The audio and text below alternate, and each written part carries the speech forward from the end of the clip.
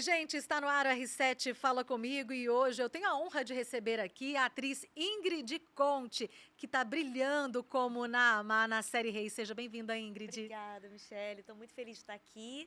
Vamos conversar, vamos trocar sobre a novela. Isso aí, mas antes da gente entrar nessa personagem tão polêmica, né, digamos assim, a Naamá, eu queria que você contasse pra gente um pouquinho mais da sua carreira, da sua trajetória como atriz. Sim, bom, eu sou carioca, sou aqui do Rio. Eu comecei a estudar teatro quando eu tinha por volta dos 12 anos. Fiz meu primeiro trabalho em audiovisual ali com 18 anos mais ou menos, que foi uma série chamada Cidade dos Homens.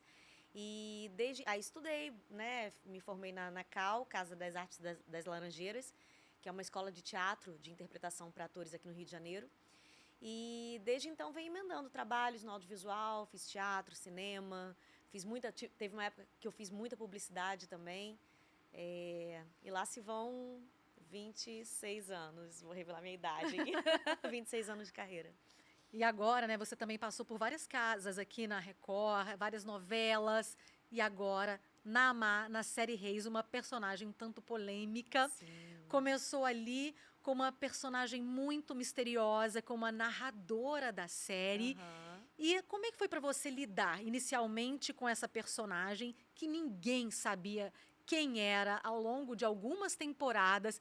Para você lidar com o público, porque o público da novela é um público fiel, o público da série, Sim. encontrando com você na rua, quem é você? E aí, como é que fazia para driblar esse Ai, público? olha, foi um desafio, assim, porque a vontade que eu tinha era de contar para todo mundo quem era essa personagem, né?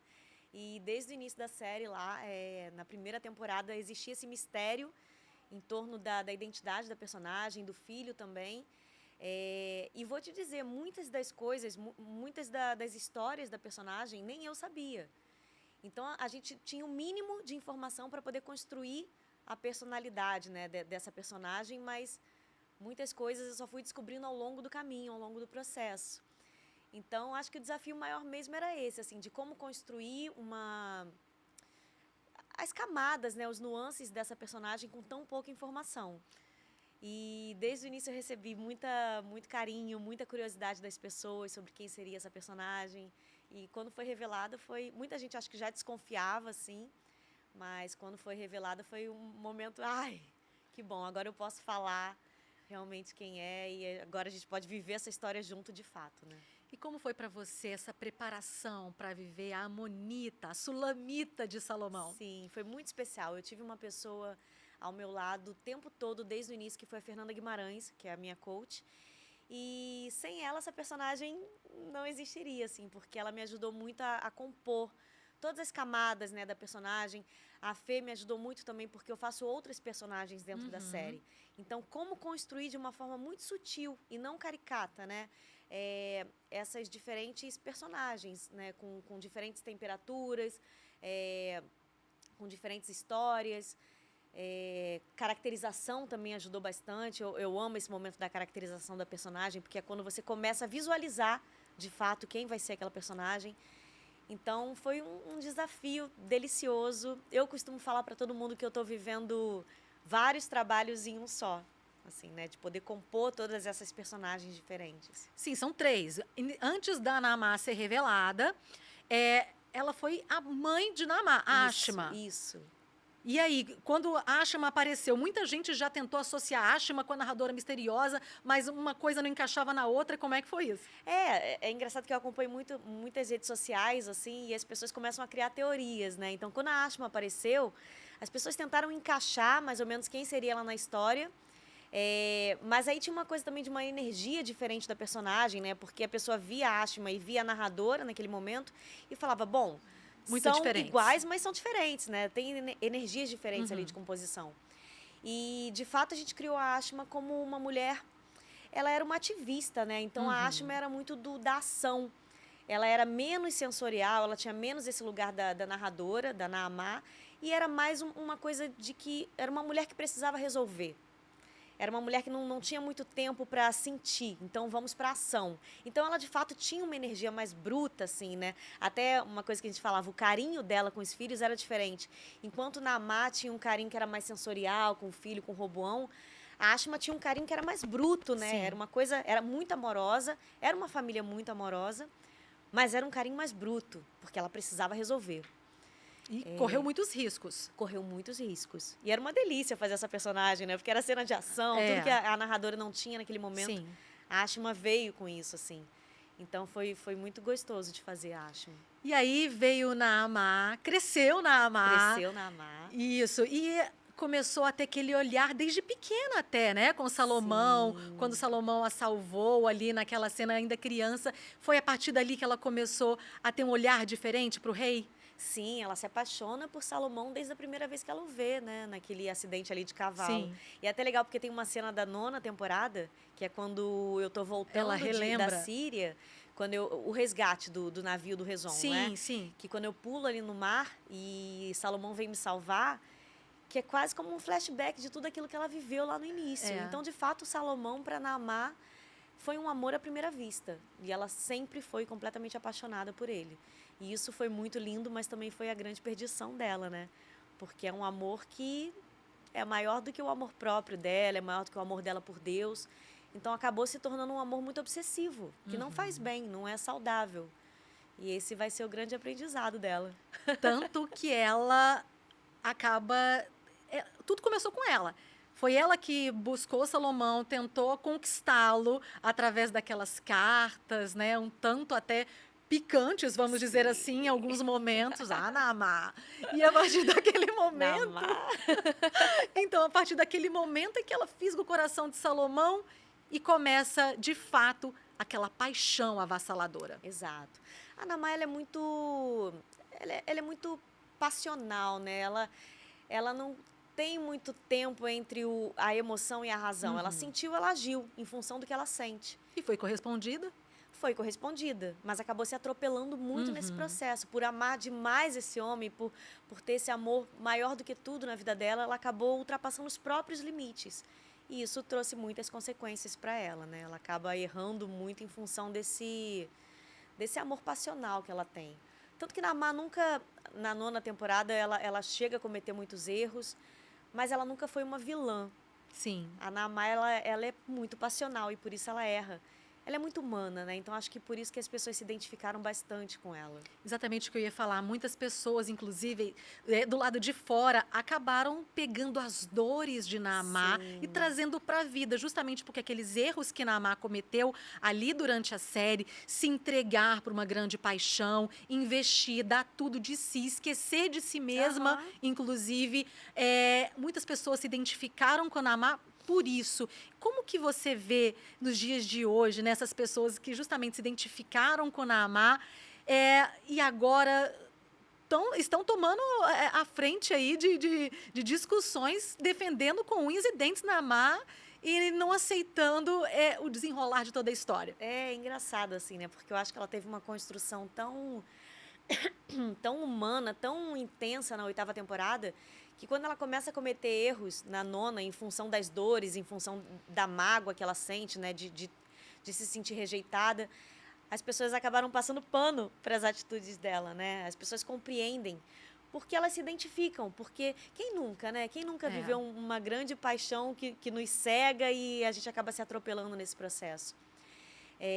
Então, eu acho que o que aconteceu foi isso, uma grande identificação, uma torcida muito grande pela felicidade da Naamá, porque eu sinto que, por essa identificação, as pessoas querem que ela seja muito feliz, apesar dos erros dela. Porque as pessoas querem ser felizes em suas próprias vidas, apesar dos seus próprios erros. Então, ela funciona quase como um espelho ali, né? Para a gente se enxergar. E, na verdade, uma grande oportunidade da gente aprender com os erros dela.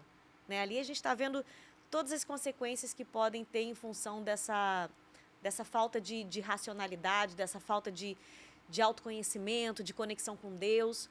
E a gente tem ali um exemplo do que pode acontecer. Então, vamos tentar capturar isso e aprender para a gente não errar tanto nas nossas vidas, né? Em contrapartida, tem a Naamá, que é a impulsividade em pessoa, mas a gente tem aquele outro lado. Vamos falar então agora de Nazag. Namazag. E aí? Não, melhor amiga. Nabizag. Nabizag. Não, porque agora já misturou também. Tem a vários Namazab, a Namazag. Namazag, Naamá com Abizag. Melhor amiga, são duas pessoas completamente diferentes, com visões da vida completamente diferentes, mas ainda assim construíram uma amizade linda, Linda. mas que ficou um tanto estremecida, abalada Sim. nessa última temporada. Fala pra gente um pouquinho sobre essa amizade. Sim, é muito linda a amizade das duas, é muito complexa ao mesmo tempo, né? E tem até uma fala da narradora, acho que não sei se na 7ª ou na 8ª temporada, que ela fala que o contrário do amor não é o ódio, é a indiferença. E o ódio ele só existe porque é um sentimento mal resolvido que a gente tem por alguém que a gente ama e admira demais. E eu entendo que é exatamente isso que acontece na relação das duas, né? As duas se amam muito, representam família, de fato, uma para outra, mas acabou se tornando uma relação muito complexa por causa da interferência desse amor, né? A Abzag para Namá é talvez um espelho de tudo que ela gostaria de ser e ela não consegue, assim. E ela sempre teve tudo na vida. A Abzag teve os pais, né? A Namá perdeu os pais, a Ashma e o Milconias, muito cedo. Ela tem uma estrutura familiar muito forte, muito firme. Ela sempre teve a atenção de todos os caras de Jerusalém. E aí a única coisa que Naamá conquistou na vida, que foi o amor de Salomão, a Abzag foi lá e conseguiu para ela, né? Porque Salomão tem esse histórico com a Abzag também. A Abzag foi o primeiro amor de Salomão. Uhum. Então, e ela descobriu isso, descobriu que a Abzag ia se casar com Salomão, não através dela, não através do Salomão, mas através de uma conversa que ela ouviu depois do seu parto, quer dizer, ela já estava super sensível ali, e ela escutou uma conversa da Abzag com Davi. Então, ela se sentiu completamente traída. E ali, para mim, foi o grande momento de perda da inocência dela, de perda desse lugar ingênuo, né, infantil. Ali ela teve uma virada de chave, uma virada da personalidade dela. Porque a partir dali foi quando ela tomou a decisão de colocar pela primeira vez Salomão na parede, faz uma escolha. Isso. E para ela, assim, que sempre Naamá se doou de corpo e alma para Salomão, sempre atendeu aos desejos dele, né? Sem medir consequências. Sem medir as consequências, porque estava apaixonada. Ainda que ela passasse por cima do que ela acreditava naquele momento. E ali, quando ela colocou a única condição que era inegociável para ela, que era não tomar a melhor amiga, ela sabia que, como rei, ele poderia ter várias mulheres, e estava tudo bem. Ela só não daria conta dele se relacionar com a melhor amiga dela. E ele não aceitou, então foi o momento em que ela decidiu, mesmo com muita dor, mesmo não querendo, ir embora e levar o filho. E foram muitos anos longe. Foram muitos anos. Tanto que Roboão, seu filho, acabou crescendo longe do pai. Sim. E aí acabou também, não teve mais aquele vínculo com Salomão. Foram outros valores que ele acabou recebendo, aprendendo com uma outra figura paterna, que já vamos falar dele, Rezon. Sim. E a narradora entra nesse momento. Bem tardiamente, né, podemos chamar assim, ela começa a contar a história. Que quando a gente vê a narradora como aquela pessoa sábia, contando aquela história toda, né, dos reis de Israel, quando, na verdade, quem foi realmente a narradora não foi a Naamá, foi a Abzag. Isso foi essa foi uma grande revelação que eu acho que muita gente não esperava. Sim, na verdade, esse foi o grande plot twist da série. Porque a gente vem com essa imagem da narradora como uma mulher muito sábia, mas a gente vai descobrir que ela só está fazendo isso porque a Abzag contou por um pedido do Salomão para poder, justamente quando ela volta para Jerusalém, aproximar o filho do pai, que até então o filho não conhecia o pai, né? É a primeira vez que eles estão tendo esse contato, assim, de pai e filho, realmente. Então, ele pede para Naamá contar como uma forma de aproximar, como uma forma de fazer com que o filho compreenda o passado do pai, compreenda a história deles, o porquê que ele está afastado do filho esse tempo todo. E quem acaba assumindo essa função é a Abzag. Então, a Naamá, ela está contando ali porque ela quer aproximar o filho do pai, mas também por um interesse próprio, que é ter o amor desse homem de volta na vida dela, né? E aí a gente descobriu que a Naamá, ela é sábia até a página 2, né? Que ela não é aquela que ela não pratica o que ela está falando. Então, que ela ainda tem uma desconexão muito grande com Deus ali, né? Que é o que a gente vai ver um pouco na 10ª temporada, essa Vamos de construção aí, spoilers. né? Agora, fala pra gente, quando Naamá retorna, né, que Salomão vai lá, faz o resgate de Naamá, Roboão, ela acaba reatando aquela amizade que ficou estremecida com Abisag, tanto que Abisag conta toda a história para Naamá, que replica para o filho, mas a gente tem aquela esperança, a gente inicialmente tem aquela impressão de que, ufa, voltou tudo ao normal entre Naamá e Abisag, mas daqui a pouco tudo desanda de novo. Sim. Aquele momento de que elas reataram a amizade foi falsidade de Naamá ou não? Ou ela tentou de fato reatar, levar tudo como se nada tivesse acontecido? Não foi falsidade. Eu acho que, de fato, a Naamá ela estava vivendo um afastamento tão grande das suas próprias raízes, de tudo que ela viveu. O que ela viveu com Rezon, na Síria, não deixava um vazio nela, né? Porque não era família para ela, assim. E tudo que representava a Abisag para ela, o Salomão para ela, ela perdeu ao longo desse tempo. Então, quando ela volta para Jerusalém, quando elas fazem as pazes lá em Tabal, inclusive, Sim. é quase como, ufa, tudo isso que eu venho guardando aqui agora finalmente vai se resolver. Então, ela, de fato, volta a se conectar com a Abisag.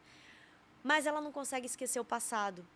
Então, quando ela volta para Jerusalém, vê que tudo está diferente, que o amor daquele homem já não é o mesmo de antes, e que agora, pelo contrário, esse lugar foi preenchido pela Abisag, ela não consegue lidar com isso. É muito difícil para ela voltar e ver que, de fato, ali ela construiu um amor sólido com ele, né? Isso Pra acaba passando para Roboão, É. que não aceita toda essa história. Apesar agora, conhecendo toda a história de Israel, Roboão tomou as dores da mãe Sim, sim. e foi embora de novo.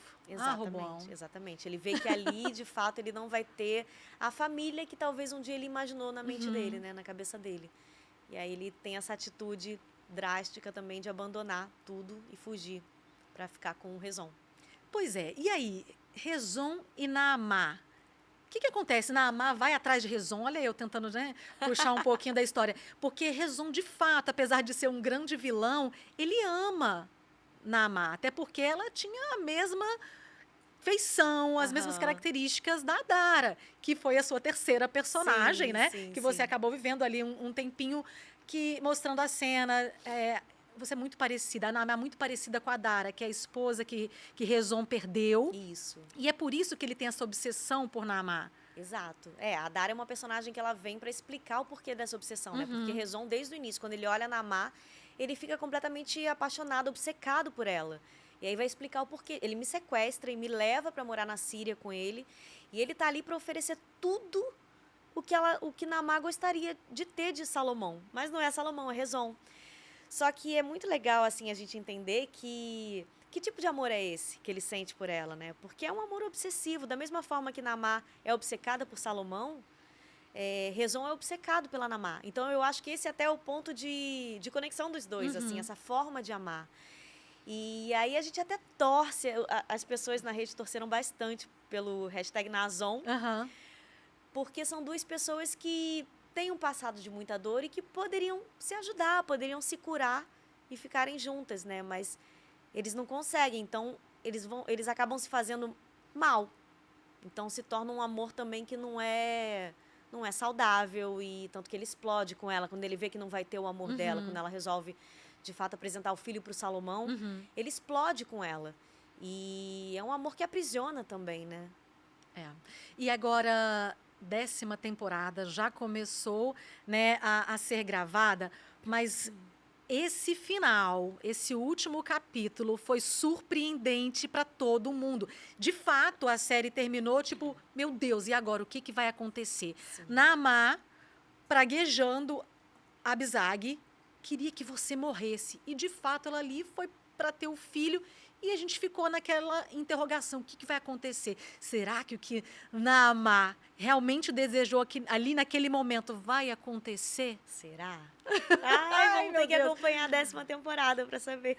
E as pessoas estão já contando, né, nos dedos, né? Enfim, abril, que estreia a próxima temporada. Isso. Ainda temos que esperar mais um pouquinho, mas eu queria saber o que a gente pode esperar da Naamá para a próxima temporada. Naamá é um carrossel de emoções, assim, né? Ela passa por muitas camadas, ela tem um processo de amadurecimento que é doloroso, assim, né? Não é fácil. Eu costumo dizer que esse processo de autoconhecimento, de transformação, ele é um tanto doloroso, longo, e por isso muitas vezes a gente prefere nem olhar, né, para dentro da gente, assim, e transformar certas coisas que a gente precisa. Porque exige uma energia, né? Tem que se empregar uma energia para ver essa transformação. Mas na Má tem uma trajetória que é linda, é humana, e acho que na 10ª as pessoas vão continuar compreendendo a personagem, ela ainda vai errar bastante, mas ela erra tentando acertar. É isso, acho que ela tem um coração bom. Um coração que está machucado, um coração que está desconectado da sua própria fé, né? Mas em algum momento... Podemos esperar uma redenção?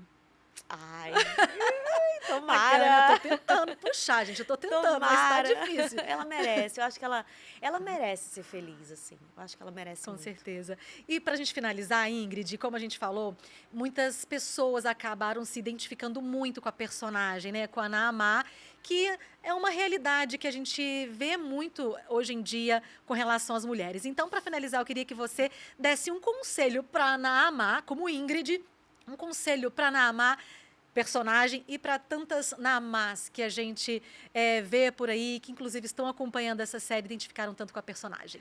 Bom, eu quero dizer para todo mundo, assim, primeiro agradecer imensamente o carinho que vocês têm pela personagem, o carinho que vocês têm por mim. Eu acompanho as redes sociais, então eu fico muito feliz com todo esse movimento. E eu acho que um conselho que eu posso dar, que é um conselho que eu dou para vocês e para mim também, acho que para todo mundo, é a gente não colocar nunca ninguém acima do nosso amor próprio. Então, acho que a história da Naamá tá aí para mostrar isso pra gente, né? A gente tem aqui a oportunidade de fazer diferente, de tentar fazer diferente. É isso aí. Obrigada, Ingrid. Obrigada, eu que a gente agradeço. espera aí uma nova temporada de muito sucesso para a Naamá, para a Ingrid e para todo mundo que está envolvido. Obrigada. Sim, obrigada. E a você, muito obrigada pela companhia. Te espero na próxima. Tchau, tchau.